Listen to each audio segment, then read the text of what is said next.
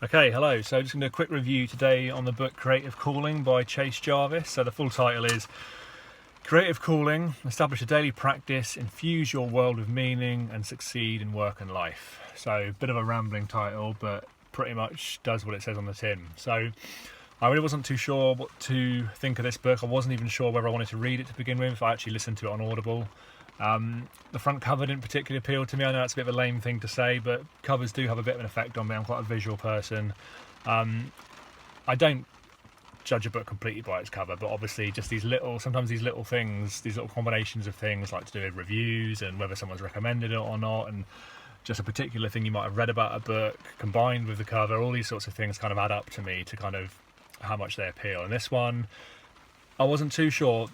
What appealed to me mainly was the fact that it was about creativity, and I listen to and I read a lot of personal development books. I do a lot of reviews on YouTube. I do at least a review a week, if not a couple of reviews a week.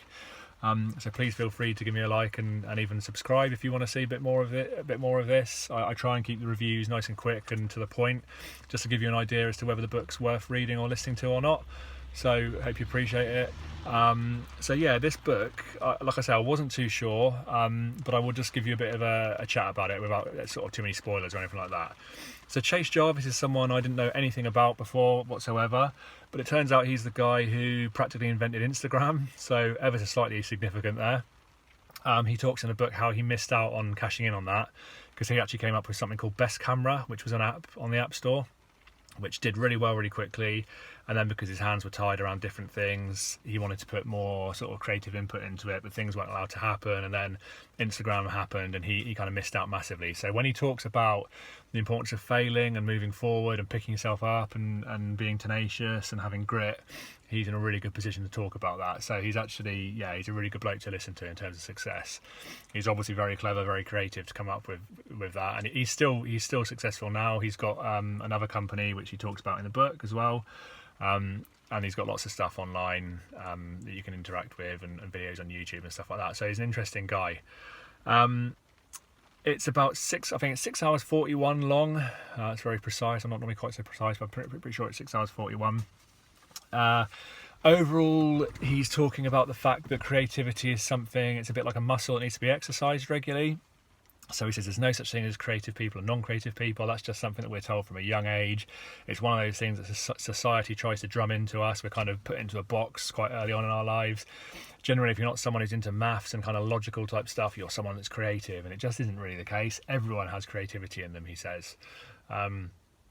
Everyone has that ability to come up with new stuff, and you just need to look a bit harder at life, at the things that you're into, to discover that. But he basically says how that practice of creativity every day can build that muscle and can get you towards where you want to be, whether you want to be successful in a financial way or whether you just want to do it because you enjoy it. There's a lot to be said for expressing your creative side in terms of your well-being, which is really important. He talks about people who worked their entire life and didn't find kind of, I suppose, success in the traditional sense in terms of recognition by society until much later on in life. There's one lady, I can't remember her name now, annoyingly, but I think he said something about her finding success in her 90s and then again when she was 100 and something. So he's basically making the point that, if you want to have that success and you want to break through, then just keep chipping away at it. You don't have to do it in your 20s and 30s and what have you, and quite often people who do, as a bit of an aside, quite often people who do reach success that early on in life end up kind of crashing and burning later on because it's just kind of, it can be difficult to cope with that. A lot of people don't like to accept that, but it can be. So this book's really, really interesting. He talks about the fact that we allow ourselves to be trapped by the rules of society, which reminds me a bit of the book 0 to 1 by Peter Thiel, where he talks about the fact that we have almost given up as a society in terms of creating new things. We almost feel as though there's nothing left to be discovered. The world has been kind of explored now, other than the real depths of the oceans.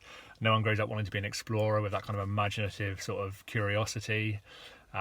So we almost feel as though everything's been done, but it hasn't. There's still secrets to be uncovered. There are still things to be created, and I think that's really important. So he's kind of just getting the message across, really, that creativity is a really essential part of everybody, of being a human being, and actually just practicing it every day can really have real benefits for you. Like I say, it might not be that you want to find financial success through it, but I think well-being and health, it's really important. We're really kind of wrapped up nowadays in our technology, in our work, and we don't always set aside enough time for things like music and art and writing. And it's something I talk about a lot when I'm coaching people or when I'm doing consultancy for business and for teams that are struggling. It's really important that people exercise their creativity and just kind of use their imagination a little bit. It just gives you, it's almost a bit of a break from the norm, just to go away into a room and just be creative, just write stuff down, scribble stuff down, draw stuff. Initially the first draft of things or the first attempt at things is rubbish, but so what? It just gets you practicing, it just gets you into that frame of working. I've been doing a bit of writing recently. I haven't been doing quite so well recently. I've got 2 young kids who kind of keep me up quite late, so sometimes I've had to have quite early nights. I've missed out on my opportunity to do my bit of writing, but when I do, I feel so much better for it. Even if I've written 1,000 words of rubbish, it still feels as though I've just been kind of exercising that part of my brain, and it just feels really good to do it. He talks about getting onto the right path for you as well in life. So everyone's path is different and unique, and we almost have to kind of take the sort of advice that I know Mel Robbins is always putting online. She's always saying that, you know, if you expect to find your passion in life or grow up with a passion, then you're kidding yourself. You need to just try stuff here and there. And Chase Jarvis says that a lot. We've got to try stuff, give things a go. Certain careers and things that we might not think are our dream jobs might just open doors in ways that we hadn't really imagined or expected. So we try things and we pivot from place to place. I think if you try and work on the major skills in terms of, like, obviously your creativity, but kind of speaking in front of people is really important, and writing and some of that basic stuff that successful people are generally good at, I think is a good way to go. And if you can find opportunities to do that in your job or in your everyday life somehow, then I think that's a good thing to try and practice. It's about being a little bit disciplined and kind of making yourself do it. And that's really the message of his book, is that if you can discipline yourself just to be a bit creative each day, just write a certain amount down, do some drawing. He does photography, gardening, anything like that that's creative. A lot of stuff, like I said at the beginning, is stuff that we don't consider to be creative, but maybe you're someone who looks after your garden. You think about how you're going to make that look, and that's a creative thing to be doing as well.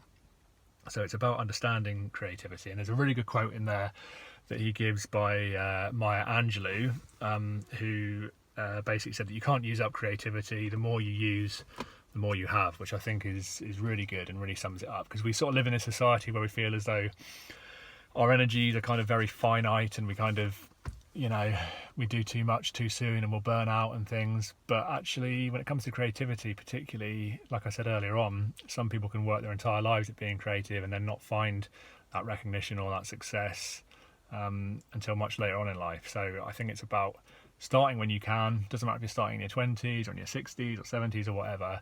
Starting when you can, just keeping going at it, staying positive, trying to enjoy it, and you'll probably find that it improves your life for the better. And that's what it's all about. And this book I think is really interesting. I started off, I almost got the whole way through it being a little bit doubtful of it. I wasn't too sure. I like books that kind of crystallize almost an image in my head. I come away from a lot of books thinking, oh yeah, I remember that one, that was like this. I'm quite a visual person. I tend to have an image for each book in my head, and this one felt a little bit muddled and a little bit kind of confused in a way. It wasn't until I finished it and went back over it and I kind of looked at the chapters that I started piecing things together and started realising that actually it's just a bit deeper than some of the books possibly. There's so much good advice in there. I've even come to really like the front cover now. Not that the front cover is important, but it's just funny how things can grow on you. With me, quite often, if I like something immediately, I get bored of it quite quickly. And if something I struggle with to begin with, it tends to grow on me a bit more. And this book for me is one of those growers. It's definitely, I wouldn't say it's the very best one I've read so far this year. I think I'm on about 75 books so far this year. Most of them being personal development and non-fiction, most of them. But it's definitely, it's kind of, it's almost creeping up there the more I think about it. It's a very good book. It's getting better and better in my mind the more I sort of think about it and go back over it actually and sort of implement some of the lessons in it. I think creativity is so important, and so many personal development books kind of touch on it but don't really sort of focus too much on it. And that was what appealed to me about this book, the fact that it focuses. It's called Creative Calling. I just thought, yeah, cool, that's going to be something that's quite interesting. That's going to be something that's worthwhile.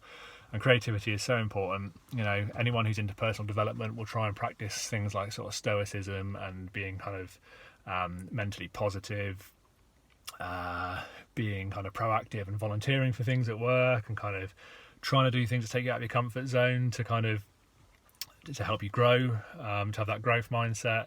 But I think creativity is kind of almost at the centre of all that, really. If you can get your creativity, your creative juices flowing, your imagination going, then you're far more likely to take yourself to places where you are likely to grow and to benefit. And so this book by Chase Jarvis, really, really good. Like I say, he's a bloke I didn't know anything about before. He's really interesting. He practically invented Instagram, so that says it all, really. I mean, that's a huge achievement, even if he didn't manage to cash in on it. Very interesting, really good book. Massively recommend this one. And like I say, if you struggle like I did with it, then just keep at it because it's really worthwhile. Thank you. Cheers.